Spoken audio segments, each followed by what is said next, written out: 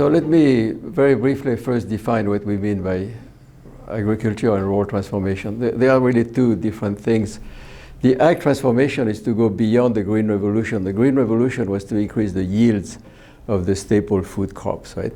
The rural transformation, the agricultural transformation, is to diversify farming systems to what we call field labor calendars, that is to give opportunities for the farmers to cultivate the land over more months of the year, right? So that in, for example, the lean season, with control of water and irrigation, you can produce new crops, you can produce high-value crops. So the ag transformation is basically to shift away from only staple crops towards high-value crops, which means reaching markets for those crops, which means integrating into value chains, which means sometimes getting into contracts, etc., right?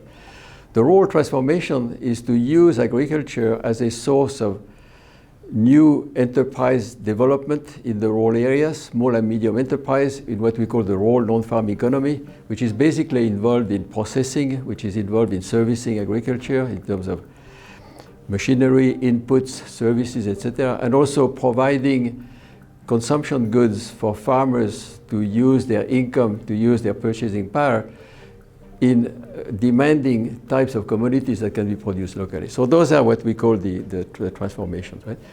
To have successful transformations, the transformation have to overcome what we call market failures. That is, there are many markets that do not work. There are also deficits in what governments provide in terms of infrastructure, in terms of research and development, in terms of regulation. And there are also weaknesses in terms of the way civil society, cooperatives, producer organizations are organized, right? So to have successful transformations, you need to have successful ways of overcoming the market failures, the government deficits, and the civil society weaknesses, right?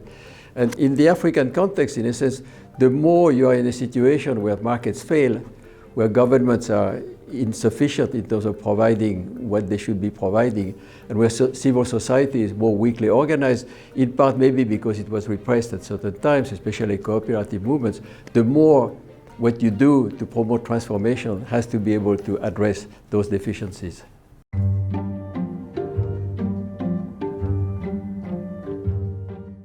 It's happening in many places in a dispersed fashion. So it's hard to say there is one country which is leading others. Yet there are some countries which today tend to be more successful in pursuing those transformations, right?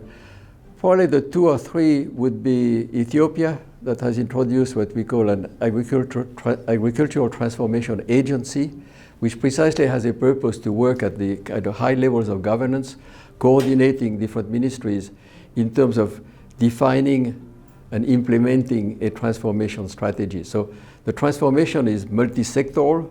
Those multi-sectors are represented by ministries, by ministers. Those ministers have to come together behind a strategy. This is what the Ag Transformation Agency is doing. Rwanda has been doing the same to some extent, with Ethiopia still leading the movement. East Africa, states like Orissa have been also following this movement. Morocco has been doing this with the Maroc Vert movement. Senegal has been also trying to uplift agriculture. Ghana has done some of this. So the key, in a sense, in this African context is the transformations are multidimensional. Multidimensionality requires coordination. Coordination requires bringing together the people who can effectively coordinate, which means creating institutions, organizations, which are going to be able to bring them together. So the countries that are leading are precisely the countries that have been able to bring people together to coordinate behind what it takes to do those transformations.